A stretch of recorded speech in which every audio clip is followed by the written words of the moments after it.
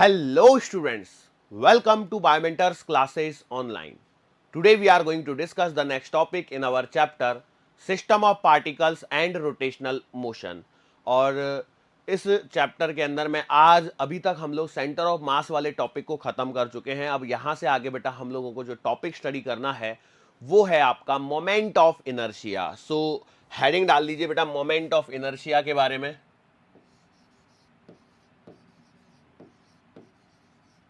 Moment of inertia, ठीक है, this is the heading आपकी मोमेंट ऑफ इनर्शिया। अब मोमेंट ऑफ इनर्शिया के बारे में स्टडी करने से पहले हम लोग है ना थोड़ा सा एक बार रिकॉलिंग कर लेते हैं। और रिकॉलिंग करने वाले हैं बेटा हम लोग इनर्शिया वाले टॉपिक पर। इनर्शिया हम लोगों ने कहां पर पढ़ा हुआ है?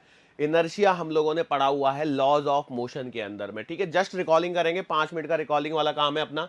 सो इनर्शिया आखिर होता क्या है? What do you mean by inertia? Inertia हम लोग लॉज ऑफ मोशन में क्या पढ़े हुए? इनर्शिया अपने पास में मालूम है ना 3 टाइप के होते हैं। कौन कौन से इनर्शिया होते हैं बेटा? एक होता है आपका inertia of rest, inertia of rest. दूसरा हम लोग बात करते हैं inertia of motion, inertia of motion.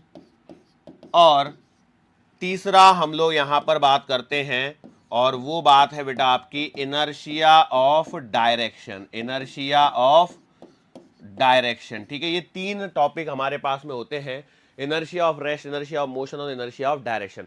Inertia of rest क्या होता है? What do you mean by inertia of rest? मतलब कोई भी ऑब्जेक्ट जो रेस्ट पर है वो रेस्ट में ही बना रहना चाहता है, और यदि उसकी रेस्ट वाली पोजीशन को यदि चेंज किया जाए तो it will try to oppose it. यही न्यूटन का प्रथम नियम भी है, बराबर है, जिसे गैलीलियो ने लॉ ऑफ इनर्शिया भी बोला है। वही चीज है यहां पर, वही चीज सेम रिपीट हो रही है, इनर्शिया ऑफ रेस्ट। जैसे मान के चलो आप किसी रुकी हुई बस में खड़े हुए हैं, you are standing in a standing bus. एक रुकी हुई बस में आप रुके हुए हैं, खड़े हुए हैं। मान के चलो ऑल ऑफ अ सडन बस स्टार्ट्स मूविंग, और अचानक से क्या होता है, मान के चलो बस चलना चालू कर देती है, तो क्या होता है कि आपकी जो बॉडी का जो लोअर पार्ट है, बॉडी का जो लोअर पार्ट है वो बस के कांटेक्ट में है, और बॉडी का जो लोअर पार्ट है वो बस के कांटेक्ट में आने के कारण क्या हो जाएगा कि नीचे वाला पोर्शन बस के साथ में चलने लग जाएगा। लेकिन जो ऊपर वाला जो पार्ट है, जो अपर बॉडी वाला पार्ट है, वो due to the inertia of rest वो तो मोशन नहीं करना चाहेगा, वो अपनी जगह पर रुका हुआ रहना चाहेगा। सो अब सोचिए, ये बॉडी है, ये आपकी बॉडी है, मान के चलो ये बॉडी का अपर पार्ट और ये बॉडी का लोअर पार्ट, ठीक है। तो ये आपका चल गया, ठीक है, बस के साथ में, और ये वाला जो ऊपर वाला पोर्शन है आपका, ये वाला रेस्ट में रह गया, ठीक है, ये वाला रेस्ट में रह गया। और नीचे वाले पोर्शन को मैं बात करता हूं, ये वाला पोर्शन आपका मोशन में आ गया, ठीक है। सो क्या हुआ यहां पर? हुआ कुछ नहीं, सिंपल सी बात बस इतनी सी हो गई कि देखिए ये वाला पोर्शन जो है वो मतलब यहां पर जो है वो इस प्रकार से नीचे आ गया। ये आपका पीछे वाली पोर्शन जो रेस्ट पर ही रुका रहना चाहता था। एक्चुअली मुझे इसको थोड़ा सा अलग से बनाना पड़ेगा, रुको, ठीक है। ये वाला आपका रेस्ट वाला पोर्शन, और यहां पर ये आपका पोर्शन जो आगे बढ़ गया, ठीक है। तो अब हुआ क्या, देखिए आपको क्या महसूस हुआ कि आप पीछे की तरफ गिर गए। तो ये है आपका inertia of rest. Inertia of motion में क्या होता है? तो इनर्शिया ऑफ मोशन में भैया सिंपल सी बात है, यदि आप चलती हुई बस में है, मतलब ऑलरेडी बस आपकी क्या है, मोशन में है, और बस अचानक से ब्रेक लगा देती है, बस अचानक से ब्रेक लगा देती है, तो वो आपका इनर्शिया ऑफ मोशन वाले टॉपिक के अंदर में आएगा। कैसे कि देखो ये है आपकी चलती हुई बस, ठीक है, ये चलती हुई बस के अंदर में यहां पर आप खड़े हुए हैं। अब बस ने क्या किया, बस ने सडनली ब्रेक अप्लाई कर दिए, बस ने क्या किया, सडनली ब्रेक अप्लाई कर दिए। तो बस ने जैसे ही ब्रेक्स अप्लाई किए तो आपका बॉडी का जो लोअर पोर्शन है वो बस के कांटेक्ट में होने के कारण रुक गया। लेकिन जो बॉडी का अपर पोर्शन है, देखो ये जो बॉडी का अपर पोर्शन है ये तो मोशन में ही बना रहना चाहता है, तो ये आगे की तरफ सरक जाएगा, और नीचे वाला पोर्शन आपका ऐसे ही बना रहना चाहता है। सो बेटा ये आप आगे की तरफ गिर जाओगे। काफी अच्छी इमेजेस बनाई है मैंने इस बार, है ना। एक काम करता हूँ, इसको थोड़ा सा मिटा के, तेरी ये कहाँ मिट गई, बेचारे की लोअर बॉडी गायब कर दी मैंने। तो ब्लैक लूँ क्या, कौन सा कलर लूँ जिसपे दिख जाए? ये हरा ले रहा हूँ, दिख जाए, ठीक है। देखो ये बॉडी का लोअर पोर्शन, बस के पैर, शायद मुझे लगता है नहीं दिख रहा होगा, ब्लैक लेके देखता हूँ। देखो ये वाला पोर्शन, ठीक है, बॉडी का लोअर पोर्शन जो आपका बस के कांटेक्ट में है, अपर पोर्शन आगे निकल चुका होगा, ये आपकी मुंडी बना लीजिए, यहाँ पे देखो ये आप अब आगे की तरफ गिरते हुए नजर आओगे, दिख रहा है ना, यहाँ पे क्लियर है। ऊपर का मैंने रेस्ट वाला बनाया, नीचे का मोशन वाला बनाया, तो देखो ये all of a sudden rest पे आ गया और ये वाला पोर्शन देखिए जो आपका मोशन में हो गया है, ठीक है। सो ये आपका इनर्शिया ऑफ मोशन हो गया। तीसरा जो पॉइंट आता है वो आता है inertia of direction. Inertia of direction जैसे जब चीजें मुड़ती हैं तो वहां पर हम लोग इनर्शिया ऑफ डायरेक्शन की बात करते हैं। मान के चलो एक कर्व आता है, आप एक कार के अंदर में बैठे हुए हैं या एक बस के अंदर में बैठे हुए हैं और वो काफी स्पीड से चल रही है और ऑल ऑफ अ सडन एक टर्न आ जाता है। तो टर्न आने पर क्या होता है कि बॉडी का जो लोअर पार्ट जो कि मूविंग ऑब्जेक्ट के कांटेक्ट में है वो तो उसके साथ मुड़ जाता है, लेकिन जो बॉडी का अपर पार्ट है वो क्या हो जाता है, वो अपनी जगह बना रहना चाहता है। तो भैया ये तो मुड़ गई, अब आपकी जो अपर बॉडी है वो उसी जगह बना रहना चाहती है, तो भैया वो बाहर की तरफ भाग जाएगी, बराबर है। तो यहां पर डायरेक्शन चेंज हुई है, यहां पर क्या हुई है, डायरेक्शन चेंज हुई है। या फिर हम लोग क्या करते हैं, रस्सी में पत्थर बांध के घुमा रहे हैं, तो ये सर्कुलर मोशन हो रही है। मान चलो अचानक से रस्सी किसी इंस्टेंट पर टूट जाती है, तो रस्सी के साथ में बंधा हुआ पत्थर जो है वो अपनी डायरेक्शन को चेंज नहीं करेगा, और नहीं करेगा तो भैया होगा क्या कि जिस जगह पर मान के चलो यहां पर ये सिचुएशन है, इस जगह पर आपका ये पत्थर यहां पर बंधा हुआ है, so it will move in this direction, ठीक है। सो इस पर ये छोटे मोटे थियोरेटिकल क्वेश्चंस बनते हैं। तो ये इनर्शिया ऑफ डायरेक्शन वाला पोर्शन हो गया। क्या ये वाला पॉइंट समझ में आया आप लोगों को? सो ये अभी तक जो हम लोगों ने पढ़ा है वो है बेटा आपका इनर्शिया ऑफ डायरेक्शन वाला portion.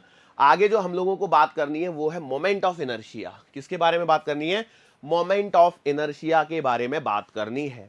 So moment of inertia की शुरुआत करने से पहले जरा कुछ चीजों के बारे में हम लोग देखते हैं, ठीक है। मोमेंट ऑफ इनर्शिया अब यहां से आपका शुरू हो ही रहा है। उससे पहले हम लोग मैकेनिक्स वाला जो पोर्शन, लॉज ऑफ मोशन वाला जो पोर्शन है, उसके अंदर की कुछ और चीजों को यहां पर रिकॉल करवाना चाहेंगे कि जैसे मान के चलो एक यहां पर आपका ऑब्जेक्ट है, ठीक है, और इसी पर एक दूसरा ऑब्जेक्ट है।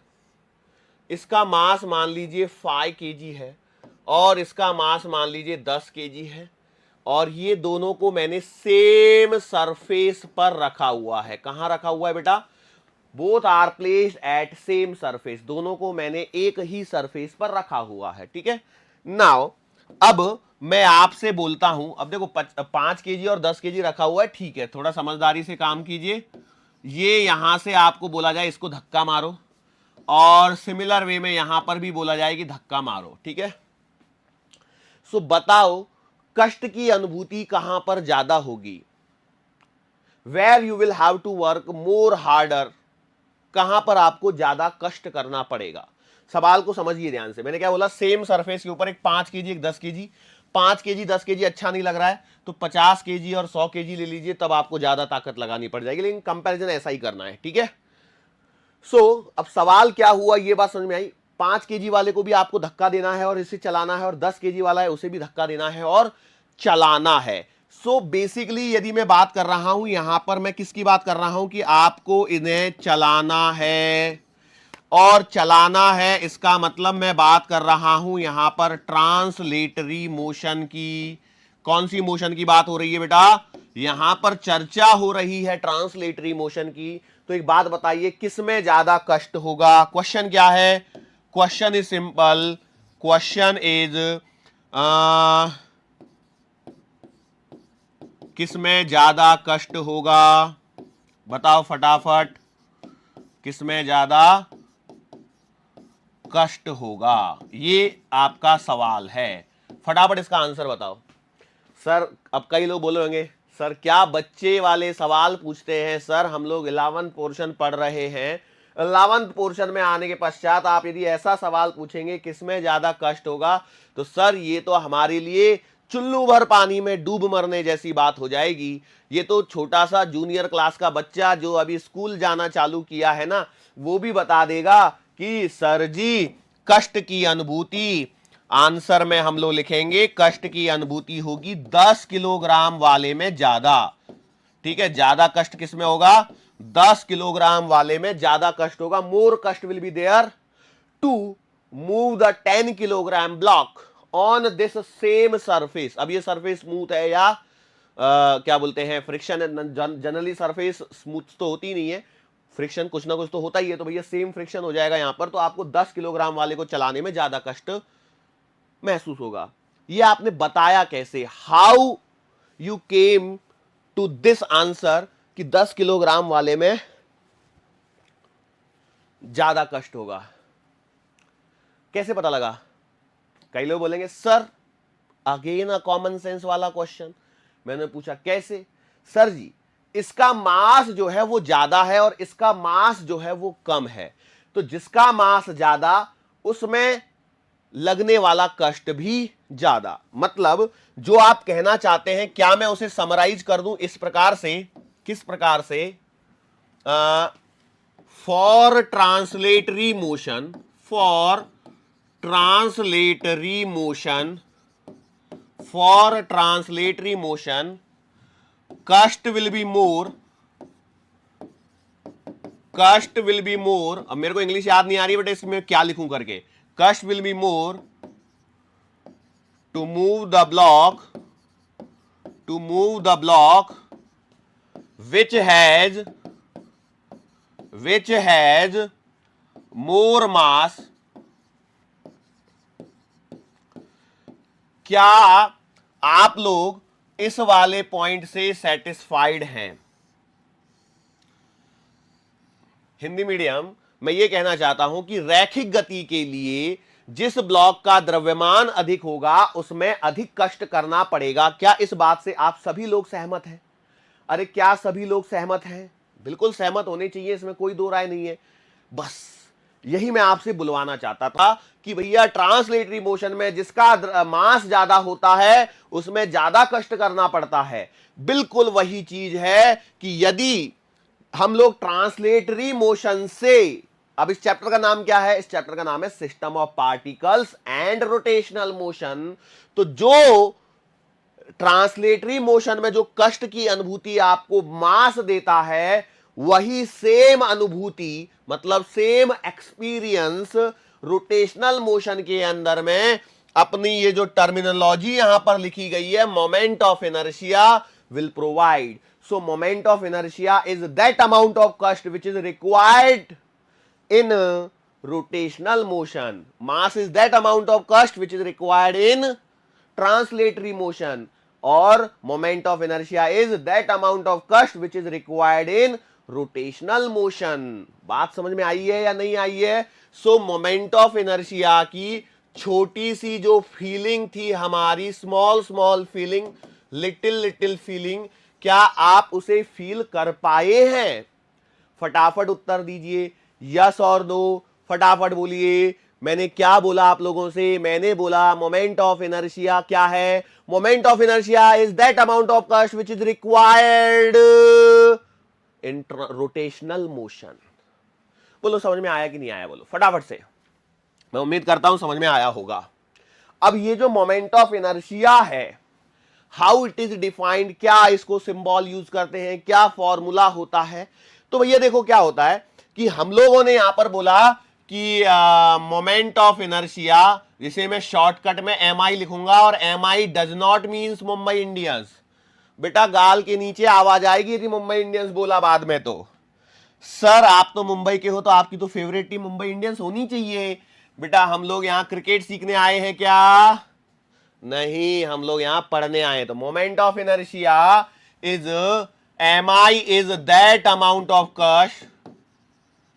मैं यही समझ में नहीं आ रहा यार, मैं क्या इसकी इंग्लिश लिखूं? Amount of that amount of कष्ट। कोई बात नहीं, भारत के बहुत सारे राज्यों में हिंदी भाषा चलती है। M I is that amount of कष्ट which is required, which is required in rotational motion. या मैं ऐसे कह सकता हूं कि रोटेशनल, जो ट्रांसलेटरी मोशन में मास जो कष्ट की अनुभूति देता है, वैसी अनुभूति हम लोगों को रोटेशनल मोशन में मोमेंट ऑफ इनर्शिया से मिलती है। इसे यदि हम लोग बात करते हैं तो सिंबॉलिकली मोमेंट ऑफ इनर्शिया को आई से रिप्रेजेंट करेंगे। किससे रिप्रेजेंट करेंगे? आई माने मैं नहीं, आई। आई कहीं दिख रहा है, इसका मतलब वो मोमेंट ऑफ इनर्शिया के बारे में बात कर रहा है। अब देखो यहां पर एक पॉइंट और पकड़ लीजिए, ये है रोटेशनल मोशन, मतलब जग घूमिया, यहां आपके पार्टिकल्स घूमेंगे। अब जब पार्टिकल्स घूमेंगे मतलब इन्हें चक्कर लगाना है।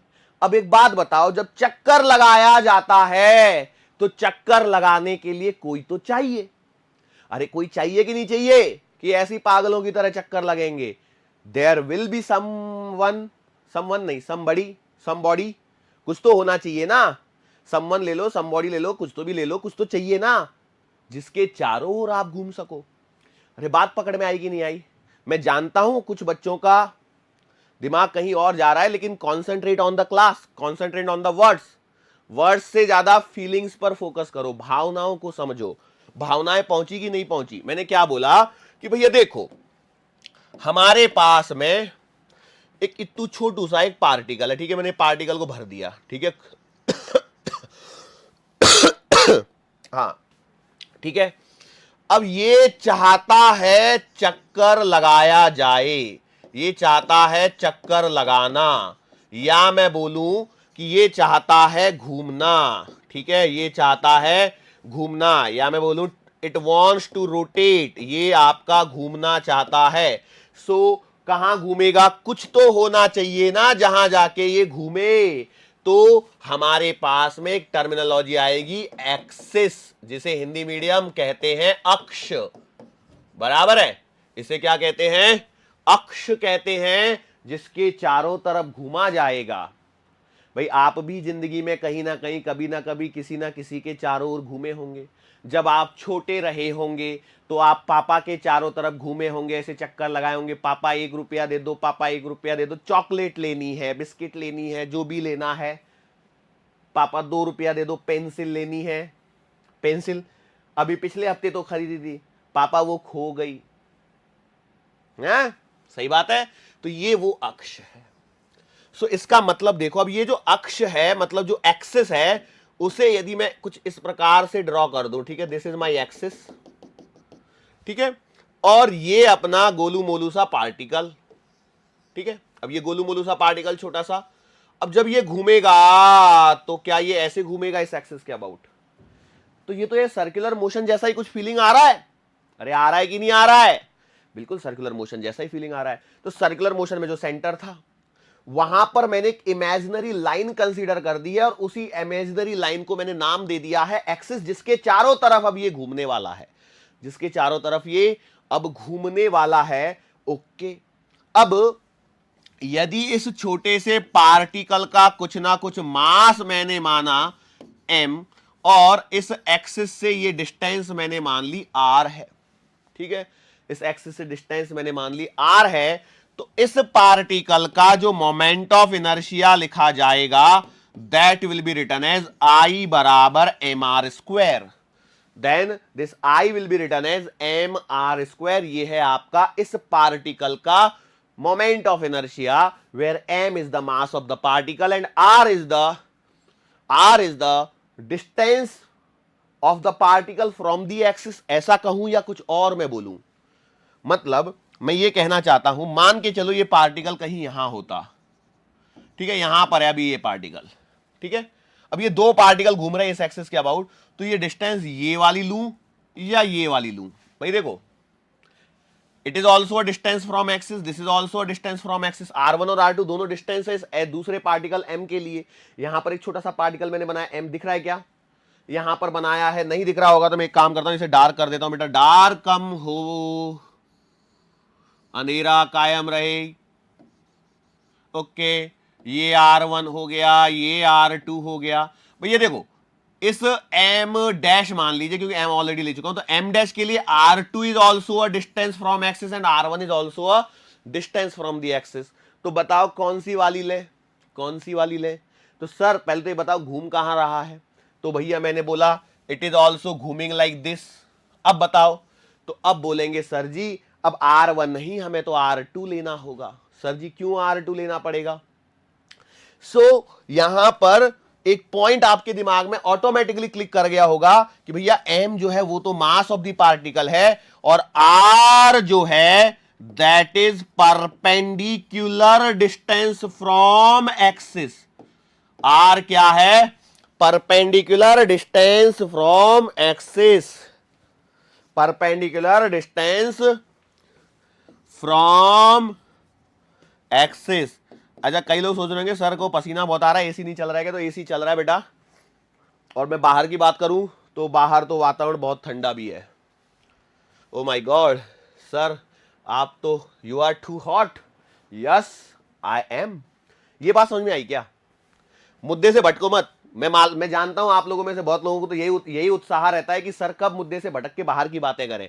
बेटा पढ़ने हैं हमें तो पढ़ो। R is the perpendicular distance. क्या ये डिफरेंस समझ में आया कि मैं क्या कहना चाहता हूं? मैं कहना चाहता हूं बेटा डिस्टेंस एम ही नहीं उठा लेनी है, distance should be perpendicular, distance should be perpendicular. देखो अभी आपको भले ही एकदम हलवा लग रहा होगा, मजाक लग रहा होगा कि सर ये क्या मजाक, छोटी छोटी बच्चों जैसी बातें बता रहे हो, लेकिन जब मैं आगे सवाल करवाऊंगा ना तो सवालों के अंदर इनकी रिक्वायरमेंट होगी, तब आप अच्छे से पकड़ पाएंगे कि एग्जैक्टली क्या हो रहा है। Are you getting my point? Okay चलो ठीक है। अब सवाल उठता है, देखो अब ये मोमेंट ऑफ इनर्शिया जो भी है, what ever it be the moment of inertia, क्या ये स्केलर है, वेक्टर है, क्या है? तो मैं आपको बता दूं moment of inertia is a tensor quantity. Hindi में प्रदिश बोलते हैं, ना तो अदिश ना सदिश, तो बीच में बन जाता है प्रदिश, ठीक है, क्योंकि इसका डायरेक्शन इंपॉर्टेंट है। अब सवाल ये उठता है कि ये मोमेंट ऑफ इनर्शिया जो आई है वो फैक्टर्स क्या है जिस पर ये डिपेंड करता है? तो हम लोग लिख सकते हैं factors affecting moment of inertia. क्या फैक्टर्स हैं जो मोमेंट ऑफ इनर्शिया को प्रभावित करते हैं? तो पहला फैक्टर है मास, पहला फैक्टर है मास, दूसरा फैक्टर है distance of mass from axis, तीसरा फैक्टर मैं कह सकता हूं selection of axis, selection of axis. Sir जी ये सिलेक्शन ऑफ एक्सिस का मतलब, देखो मैं एक्सिस कितनी दूर बना रहा हूं, कितने पास बना रहा हूं, क्या उस पर बात करेगी? तो कई लोग बोलेंगे sir distance of mass from the axis, selection of axis एक ही तो बात है। लेकिन क्या है ना, कई बार ऐसा आपको देखने को मिलेगा, अभी अभी क्या है ना, आप इनिशियल फेज में, आगे चल के आपको सिखाया जाएगा perpendicular axis theorem, parallel axis theorem, तब आपको और ज्यादा क्लियरिटी के साथ में समझ में आएगा। तो अभी तो बस सिलेक्शन ऑफ एक्सिस कर लीजिए। और चौथा पॉइंट जो है वो है बेटा distribution of mass, distribution of mass. वैसे मेरी आवाज सही आ रही है ना? कोई ज्यादा पता नहीं लग रहा है ना कि मैं क्या, पता नहीं लग रहा है सर? क्या पता नहीं लग रहा है कुछ चीजें? क्या ये बात बताओ, ये चारों पॉइंट आपके दिमाग में क्लियर है? मतलब क्या है? देखो पहला पॉइंट, पहला पॉइंट सिंपल सी बात है, एक 5 केजी का ऑब्जेक्ट है और एक 10 केजी का ऑब्जेक्ट है, बताओ मोमेंट ऑफ इनर्शिया किसके लिए ज्यादा होगा? सिंपल सी बात है, जिसका मास ज्यादा होगा। क्यों? देखो आपको बस इस फॉर्मूले पे फोकस करना है अभी के लिए, आई बराबर एम आर स्क्वायर। अभी मैं और आगे नहीं बता रहा हूं, मतलब क्या है ना, कोई बॉडी, अभी हम लोग रिजिड बॉडी डायनेमिक्स पढ़ेंगे तो रिजिड बॉडी के बारे में बात करनी है, ठीक है? We are not a rigid body. So 5 KG 10 KG में क्या कहेंगे? इसका मोमेंट ऑफ इनर्शिया ज्यादा। दूसरा पॉइंट क्या बता रहा है? Distance of mass from the axis. मतलब कैसे है कि एक आपके पास में 1 मीटर की दूरी पर है और एक दूसरा ऑब्जेक्ट 2 मीटर की दूरी पर है, तो किसके लिए मोमेंट ऑफ इनर्शिया ज्यादा आएगा? तो बेटा जो ज्यादा दूर होगा उसका मोमेंट ऑफ इनर्शिया ज्यादा आएगा। तीसरा पॉइंट है सिलेक्शन ऑफ एक्सिस। अब देखो क्या हो सकता है कि एक 5 केजी का ऑब्जेक्ट 1 ही मीटर की दूरी पर, और एक एक्सिस ऐसे बना दी और एक एक्सिस ऐसे बना रखी है, तो किस तरह से घूम रहे हो उस पर डिपेंडेंसी होगी, ठीक है? तो इसे अभी आप नहीं समझ पाएंगे, थोड़ी देर के बाद जब एग्जांपल चालू हो जाएंगे तब आपको समझाऊंगा, तो अभी टेंशन मत लीजिए। चौथा पॉइंट है डिस्ट्रीब्यूशन ऑफ मास। मतलब देखो कैसे हो सकता है कि बहुत सारे सिस्टम का एक ये बना दिया मैंने, कोई बॉडी है जैसे, ऐसे बहुत सारी बॉडी बना दी, या मान के चलो एक रॉड है मेरे पास में, ठीक है? ये रॉड है, ठीक है, ठीक है, रॉड है। अब देखो ये एक रॉड ऐसे बना रखी है, ठीक है, आगे से पतली है पीछे से मोटी है, और एक रॉड मेरे पास ऐसी भी हो सकती है जो आगे से मोटी हो और पीछे की साइड में पतली हो, ठीक है? तो भैया दोनों का जो मोमेंट ऑफ इनर्शिया आएगा वो अलग अलग आएगा। दोनों का जो मोमेंट ऑफ इनर्शिया है, दो रॉड दिख रही है, ये एक्सिस ऑफ रोटेशन है। देखो अब आगे चल के ध्यान रखना, ऐसे सिंबल बनाया जाएगा, इसका मतलब है इस एक्सिस के अबाउट रोटेशन आपको कंसीडर करना है। मतलब ये दोनों चीजें इस एक्सिस के अबाउट घूम रही है।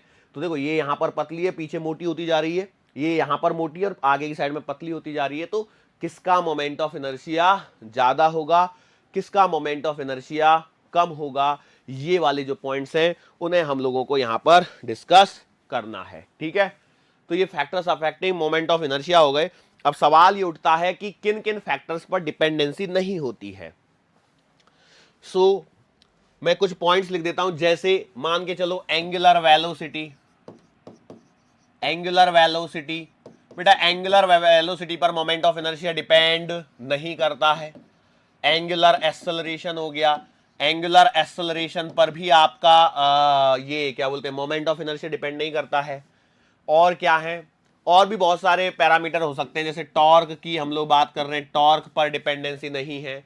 हालांकि देखो अब ये डायरेक्ट डिपेंडेंसी की बात हो रही है, आगे चल के हम लोग कुछ फॉर्मूला रिलेट करेंगे, टाउ बराबर आई इंटू एल्फा, तो फिर वहां से फिर आप देखेंगे कि एल्फा पे भी डिपेंडेंसी हो गई, मतलब लेकिन डायरेक्ट डिपेंडेंसी नहीं है। वो एक पर्टिकुलर केस में जब टॉर्क और एंगुलर एक्सेलरेशन रिलेटेड है तब हम लोग कह सकते हैं कि भैया वो डिपेंडेंसी है, बट इन जनरल वे में इन पर डिपेंडेंसी नहीं होती है। ठीक है, और भी होते हैं, जैसे मैं बात करूं ना कि रोटेशनल काइनेटिक एनर्जी हो गया या रोटेशनल मोमेंटम हो गया। रोटेशनल रोटेशनल मोमेंटम क्या बोल रहा हूं मैं भी कौन सा वर्ड यूज कर रहा हूं, ये क्या चला गया, क्यों गायब हो गया तब तक। एंगुलर मोमेंटम हो गया या फिर रोटेशनल काइनेटिक एनर्जी हो गई। आगे चल के ये पढ़ना है रोटेशनल काइनेटिक एनर्जी, अच्छे अच्छे सवाल बनेंगे इस पे, डायरेक्ट फॉर्मूला बेस्ड सारे डेरिवेशन कर लेंगे और वो सीधे सीधे रट लेने हैं डेरिवेशंस, और सीधा सीधा एग्जाम में सवाल आएगा, आपको सीधा टिक करना और आगे बढ़ जाना है। ठीक है, सो रोटेशनल काइनेटिक एनर्जी, ये वो सारे फैक्टर्स हैं जिन पर डिपेंडेंसी नहीं है किसकी, मोमेंट ऑफ इनर्शिया की। इवन दो आपको कुछ फॉर्मूले मिलेंगे, जैसे मैं आपको अभी बता देता हूं, टाउ बराबर होता है आई इंटू एल्फा। ठीक है, तो आई बराबर आ गया टाउ अपॉन एल्फा, तो यहां से तो डिपेंडेंसी दिख रही है हम लोगों को, तो वो एक पर्टिकुलर केसेस है। इन जनरल वे में कोई डिपेंडेंसी मोमेंट ऑफ इनर्शिया की इन पर नहीं है। लेकिन यदि हम लोग टॉर्क और एंगुलर एक्सेलरेशन, अल्फा क्या है, एंगुलर एक्सेलरेशन, टाउ क्या है, अरे ये ताऊ नहीं है, लिखते समय इसकी स्पेलिंग होती है TAU, टाउ।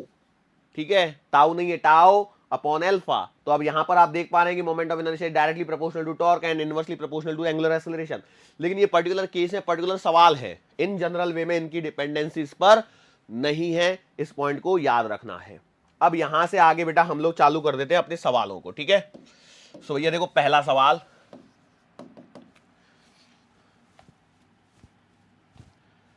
एक 5 kg का ऑब्जेक्ट है, 5 kg का ऑब्जेक्ट है, 1 मीटर डिस्टेंस दे रखी है। मतलब देखो ऐसे डायग्राम दे रखा है, देखो ऐसे नहीं देगा, वो डायग्राम देगा कि यहां पर this is the axis of rotation दे दिया, ये आपको बोल दिया 1 मीटर है, यहां पर एक पार्टिकल है जिसका मास है 5 kg, और आपको बताना है find moment of inertia. Find moment of inertia तो कैसे करेंगे, अरे कैसे करेंगे, कैसे करेंगे भैया, सीधा सीधा फॉर्मूला है आई बराबर एम आर स्क्वायर, तो आपने लिख दिया 5 इंटू 1 का स्क्वायर मतलब 5। अच्छा, इसकी यूनिट निकाल लेना, किलोग्राम मीटर स्क्वायर। यूनिट निकालने के पश्चात आपको डायमेंशंस भी निकाल लेनी चाहिए, ताकि आप लोगों को पता चलता रहे कि एग्जैक्टली हम लोग क्या कहने वाले हैं। क्या ये बात समझ में आ रही है, यस और नो। अब कई लोग बोलेंगे सर कहाँ गायब हो गए, सर यही है बेटा, कहीं जा नहीं रहे। ये एक पॉइंट हो गया, एक सिंपल सा सवाल मैंने कर दिया। लेकिन अब एक और सवाल मेरे मन में आता है, सर ये एक पार्टिकल है, ठीक है, लेकिन हमारे जो चैप्टर का नाम है वो तो है system of particles and rotational motion, तो क्या हमारे पास में ऐसे सवाल नहीं आएंगे जिसमें बहुत सारे पार्टिकल्स होंगे, तो उस केस में हम लोग क्या करेंगे, क्या करेंगे। तो भैया सिंपल सी बात है, मैं बता देता हूं क्या करेंगे। करना कुछ नहीं है, जैसे मान के चलो ये आपकी एक एक्सिस ऑफ रोटेशन है, ऐसे घूम रही है। ठीक है, इस एक्सिस के अबाउट घूमना है। यहां पर एक पार्टिकल है जिसकी परपेंडिकुलर डिस्टेंस m1 के पास में r1 है। मान के चलो यहां पर एक पार्टिकल है जिसका मास m2 है, परपेंडिकुलर डिस्टेंस r2 है। मान के चलो यहां पर कोई तीसरा पार्टिकल ले लिया, r3 डिस्टेंस पर है, मास m3 है, एंड सो ऑन, ऐसे करते करते कहीं पर यहां पर mn मास वाला पार्टिकल है जो rn परपेंडिकुलर डिस्टेंस पर अवेलेबल है। तो उस केस में जो I लिखा जाएगा दैट विल बी व्हाट, कि m1r1 स्क्वायर प्लस का m2r2 स्क्वायर प्लस का अप टू सो ऑन, और लास्ट में मैं लिख सकता हूं mn स्क्वायर। क्या ये बात समझ में आ गई? So I can be written as what, summation of I equals to 1 से लेकर के n तक mi स्क्वायर। सो ये आपका जब ज्यादा पार्टिकल्स हो किसी सिस्टम के अंदर में तो ये फॉर्मूला यहां पर लगेगा। क्या ये सवाल पॉइंट समझ में आया? यस और नो? अरे बोलो आया कि नहीं आया? अच्छा सर जी, चलो ठीक है, आगे बढ़ते हैं।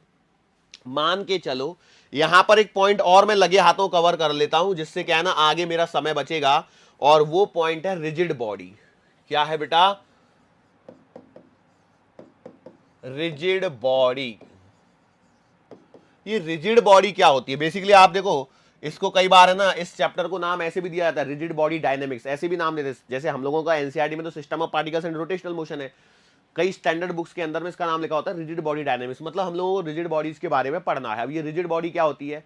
तो रिजिड बॉडी एक ऐसी बॉडी होती है जिस पर यदि फोर्स लगाया जाए, when a force is applied then there is no change in shape और साइज, जिस पर फोर्स लगाने पर शेप और साइज में कोई परिवर्तन नहीं होता है।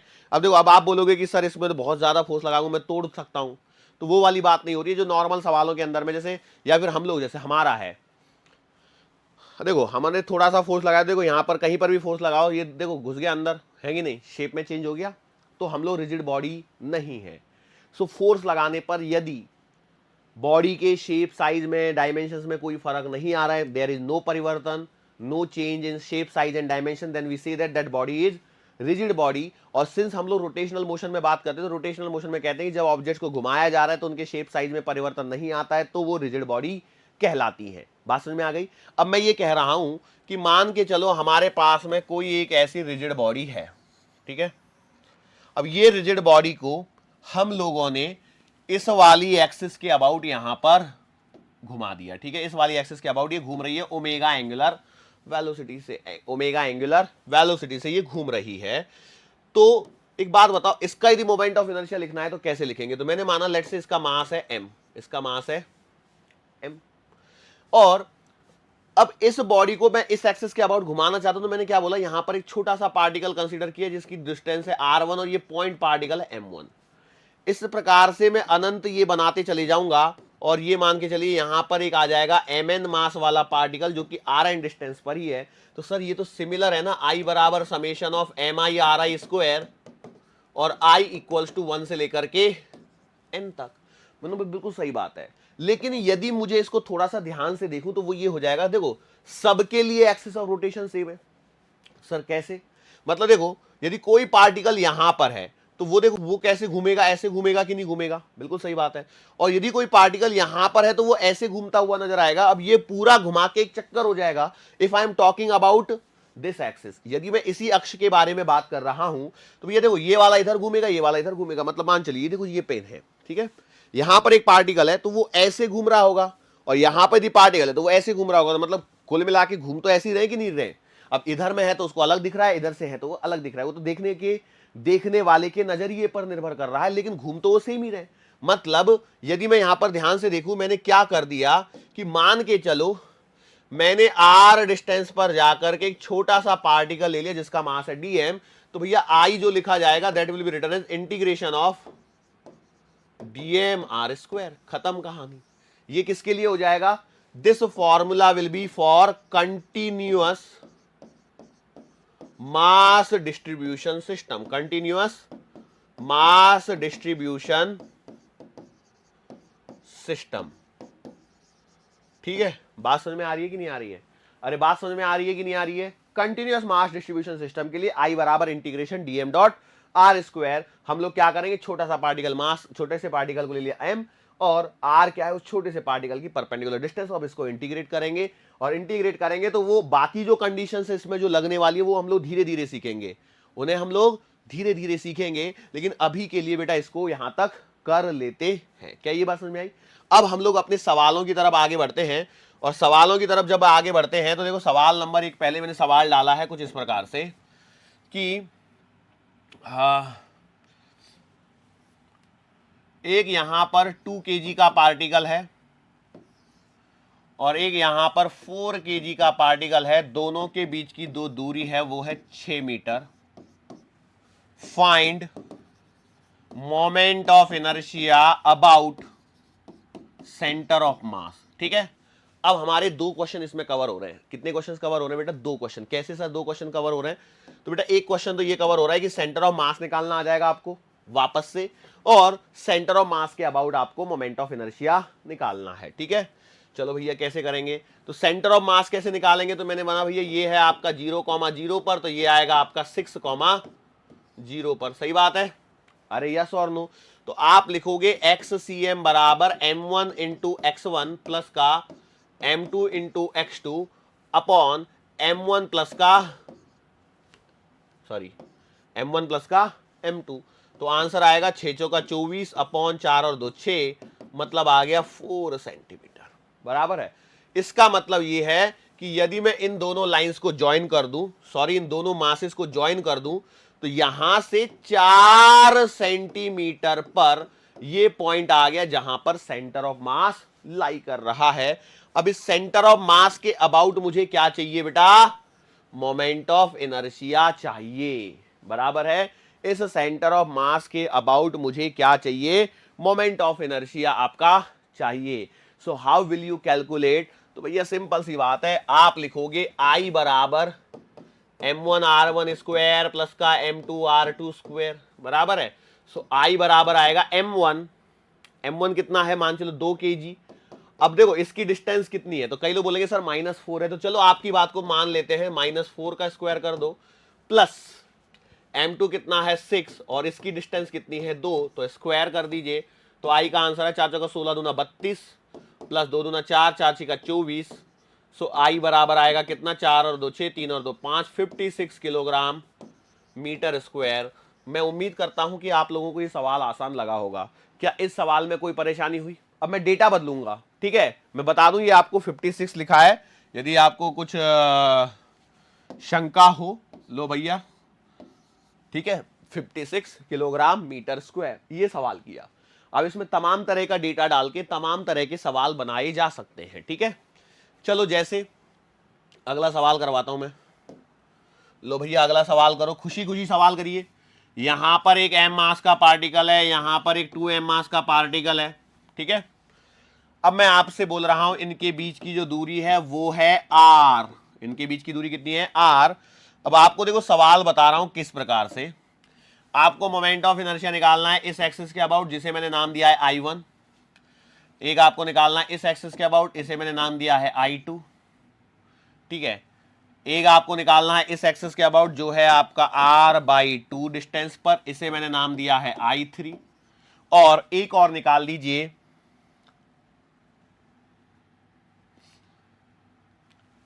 इस एक्सिस के अबाउट, जिसे मैंने नाम दिया है यहां पर I4, और ये पास कर रहा है आपका, कहां से पास करवा रहा हूं मैं?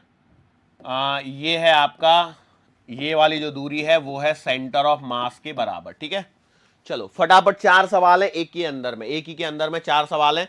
फटाफट फटाफट करना चालू करो, पेन उठाना है, नोटबुक उठानी है और सवाल सॉल्व करना है। If you are waiting for me कि मैं उठा के सवाल करूंगा, तो बेटा मैं देखो फोन में से बाहर निकलने वाला हूं बस। ठीक है, फटाफट करो सवाल को, फटाफट। कैसे करना है? देखो I1, I2, I3 और I4। ठीक है, तो पहला हम लोग करते हैं, मैं उम्मीद करता हूं आप सभी का हो गया होता। I1 बराबर m1r1 square plus m2r2 square. फंडा क्लियर है? तो देखो इस m वाले की एक्सिस से दूरी कितनी है? 0। m वाले की इस अपनी एक्सिस से डिस्टेंस कितनी है? 0 है भैया। तो m इंटू 0 का स्क्वायर प्लस का 2m इंटू इस 2m वाले की से दूरी कितनी है? r। तो 2m इंटू r स्क्वायर। तो बेटा I1 का आंसर आएगा 2mr स्क्वायर। दूसरा सवाल, दूसरा है बेटा आपको इस एक्सिस के अबाउट चाहिए।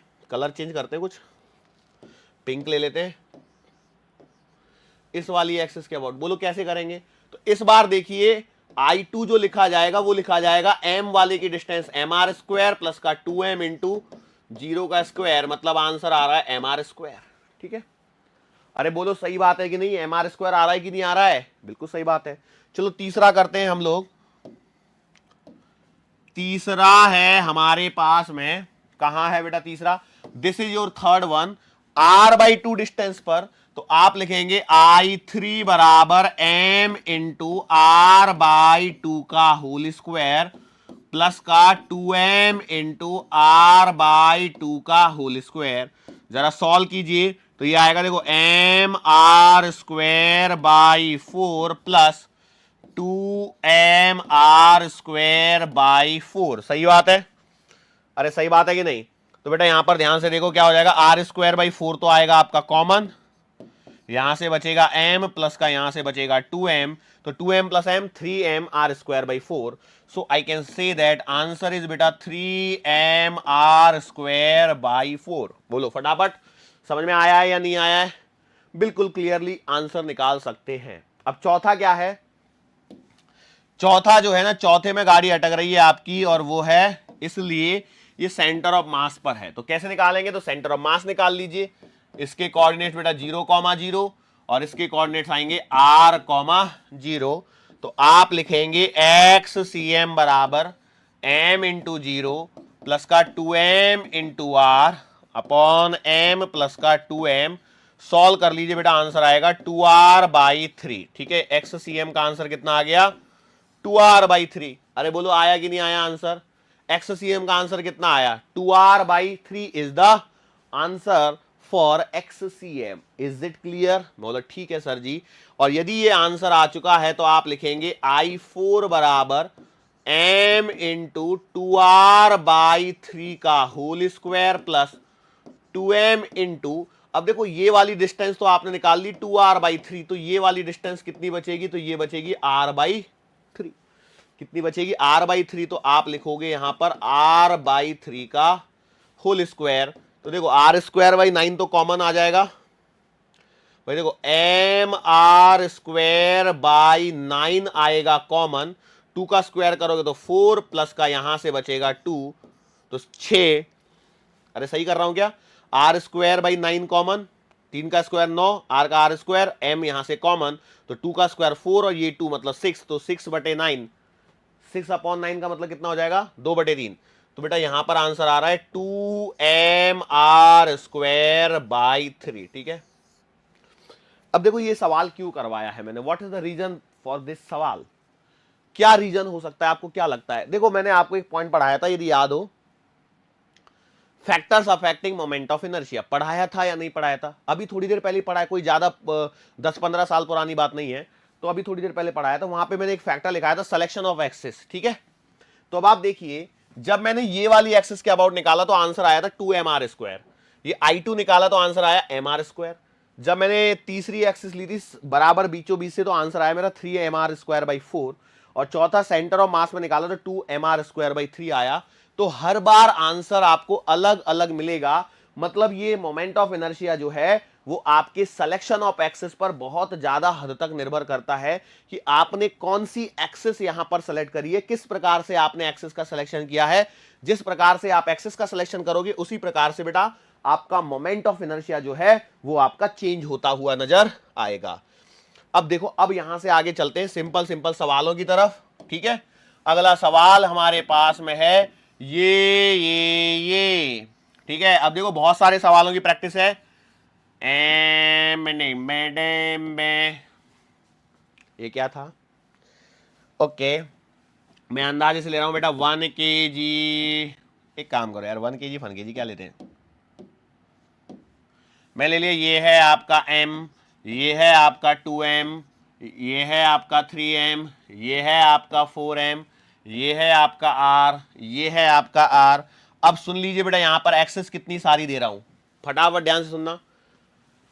एक सवाल I1, एक सवाल I2, एक सवाल I3, एक सवाल I4, एक सवाल I5, ध्यान से देखते चलना, एक सवाल, अरे यार shit shit shit, sorry sorry sorry sorry sorry sorry sorry sorry sorry, हाँ अब ठीक है, 4 हो गई, I5, टिंग टिंग, I6,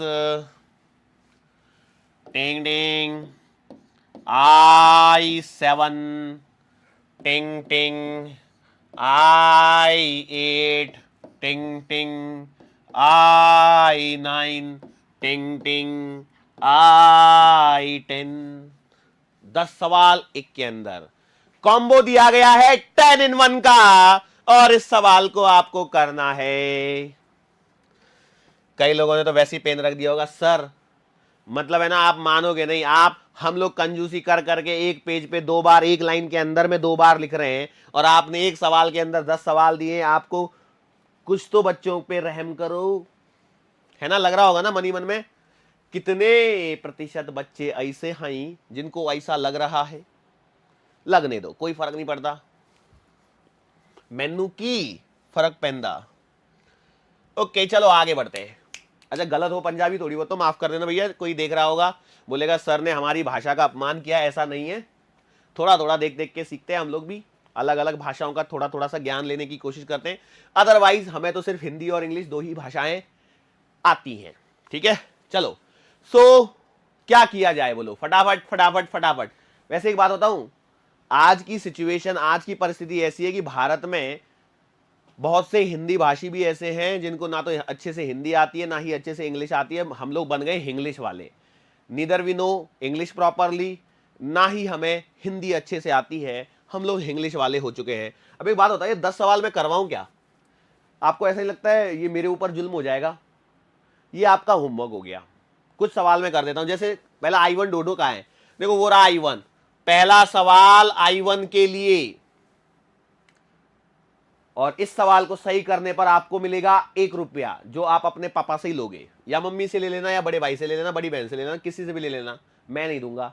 मैं 1 रुपया देने आऊंगा तो मेरा ही खर्चा उतना ज्यादा हो जाएगा। चलो फटाफट 10 सवाल सही करने पर आप जीत सकते हैं पूरे 10 रुपए। फटाफट करो। अच्छा ये होमवर्क है, मैं नहीं करने वाला हूं, अब देखो कॉमन सेंस लगाना है। अच्छा ये कई लोग तो अभी भी इस कश्मकश में हैं, सर ये जो क्रॉस लगा दिए बीच में रेल के डब्बे की तरह, पीछे रेल के डब्बे के पीछे जो लगा रहता है वो क्या है ये क्रॉस? अरे रेल का डब्बा बोल दिया, अब तो याद कर लो, स्केलर्स एंड वेक्टर्स में पढ़ाया था। ये क्रॉस का मतलब क्या है? अंदर की तरफ। सर ये तो बाहर आ गया, इसलिए तो बाहर डाला जिससे आप समझ पाओ। अरे बात समझ में आ रही है? मतलब ऐसे देखूंगा, इस तरफ अंदर की तरफ है, क्या है? एक्सिस है। चलो तो I1 देखो, टिंग टिंग, इन दोनों की परपेंडिकुलर डिस्टेंस 0, इसकी r, तो आप लिखेंगे 3m into r square, plus इसकी परपेंडिकुलर डिस्टेंस r, तो लिखेंगे 2m इंटू आर स्क्वायर। बोलो कितना आएगा? 3 और 2 5m आर स्क्वायर। अगला सवाल I2 किधर है? I2 I2 I2 ये रही I2, ये रही I2। I2 का आंसर फटाफट बोलो। कर लिया है ना सवाल? कितना आएगा बे? देखो m से परपेंडिकुलर डिस्टेंस 0, 2m से 0, 3m से r, तो आप लिखोगे बेटा 3m r square plus 4m r square. So इस तरह आपका आंसर आ जाएगा कितना? 4 और 3 7m आर स्क्वायर।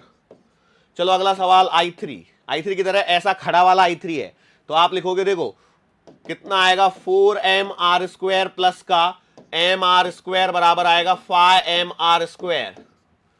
I4 निकालो, I4 कितने भाई तू? अब तो मेरे को I4 ही नहीं दिख रहा है, कहां पे भाई? एक second, let me see it. अच्छा ये रहा, इस कॉर्नर पे है I4। ओके ये वाली एक्सेस है, तो I4 कितना आएगा बेटा? m आर स्क्वायर प्लस का 2m आर स्क्वायर, मतलब answer will be 3m r square. ठीक है, सबका आ रहेगा यहां तक? अरे बोलो 4 सवाल मैंने कर दिए, आपका कष्ट कितना प्रतिशत कम कर दिया? 40% कष्ट आपका कम हो चुका है। चलो अगला, अगली एक्सेस ढूंढते, 5 नंबर वाली। कहां है भैया 5 नंबर? ओके ये दिख गई मेरे को 5 नंबर, I5। ओ अब आ जाइए इधर, ध्यान सुनना। इस वाले मास का इससे परपेंडिकुलर डिस्टेंस 0, इसका कितना है? तो इसका है बेटा आपका 2m into r square plus का, इस वाले का देखो तो ये आएगा बेटा 4m वाले की डिस्टेंस आर स्क्वायर प्लस का 3m वाले की कितनी आएगी? परपेंडिकुलर और distance of 3m with this axis, ये रही। लो भाई कितनी आएगी? r और r, r square plus r square, 2r square का रूट, रूट 2r, तो आप लिखोगे रूट 2r का होल स्क्वायर, मतलब 2r स्क्वायर हो जाएगा बेसिकली। तो देखो 2 3 दूना 6 और 4 10 और 2 12, answer will be 12m r square. 50% कष्ट आपका कम हो चुका है। अब सिमिलर वे में आप इसके लिए निकाल लेना, इसके लिए, इसके लिए, इसके लिए। अरे ठीक है, I7 निकाल लेना बेटा, बिल्कुल I7 भी निकाल सकते हैं हम लोग।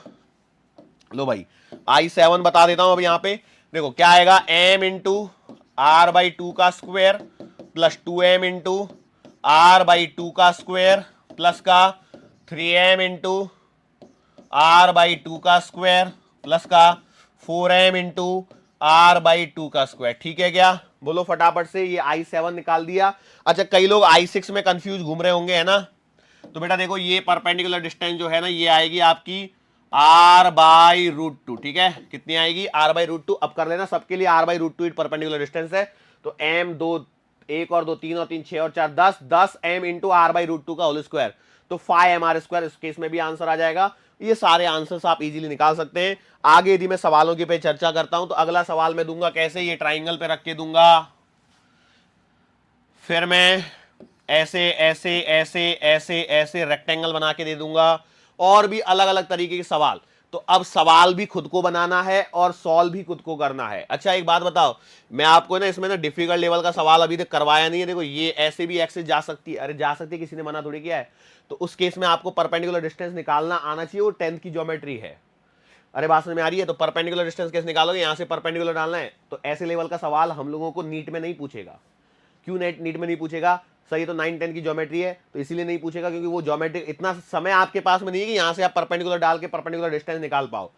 ठीक है, बेसिकली ये रेक्टेंगल है, तो रेक्टेंगल में ये मत मोड़ लेना ये 90 हो गया करके, स्क्वायर में 90 होता है, वर्ग में 90 अंश का कोण बनता है, किस पर, डायगोनल पर। इसमें मत बना लेना, क्या है ये रेक्टेंगल, आयत में नहीं होता है। ठीक है, बता रहा हूं बस मैं, लेकिन ऐसे सवाल आपको नहीं पूछेगा। हाँ अब ये ट्राइंगल में कैसा सवाल बना सकता है, देखो भैया ये ट्राइंगल बना दिया इसने। ट्राइंगल में आपको सवालों की फॉर्मेट, इस एक्सिस के अबाउट, इस एक्सिस के अबाउट, इस एक्सिस के अबाउट, इस एक्सिस के अबाउट, इस एक्सिस के अबाउट, इस वाली एक्सिस के अबाउट, ये तमाम तरह के सवाल बन जाएंगे। और इन सवालों को आपको खुद से बनाना है, खुद से करना है, नंबर डालना है, 1 kg 2 kg 3 kg डिस्टेंस लेनी है। मोस्टली आपको ये जो ट्राइंगल दिया जाएगा, this will be equilateral triangle, समबाहु त्रिभुज दिया जाएगा। रीजन क्या है सर समबाहु त्रिभुज इक्विलेटरल ट्राइंगल देने का, तो उसका रीजन भी बता देता हूं। रीजन ये है बंधु कि यहां से जो आप परपेंडिकुलर डालोगे, this perpendicular will be A perpendicular bisector, मतलब ये भी r/2 हो जाएगा और ये भी r/2 हो जाएगा। तो ये कहानी है डिस्ट्रीब्यूटेड मास सिस्टम के अंदर में। और यहां तक हम लोगों ने मोमेंट ऑफ इनर्शिया के बारे में बहुत सारे सवाल हम लोगों ने कर लिए हैं। अब आपका बाकी है, यहां से अगला जो टॉपिक चालू होगा वो होगा कंटिन्यूअस मास डिस्ट्रीब्यूशन सिस्टम के लिए, जिसे आज हम लोग नहीं करेंगे, आज हमको यहीं पर रुकना पड़ेगा, ब्रेक लेना पड़ेगा। मुलाकात फिर से करेंगे कब, आने वाले अगले लेक्चर के दरमियान। सो तब तक के लिए धन्यवाद।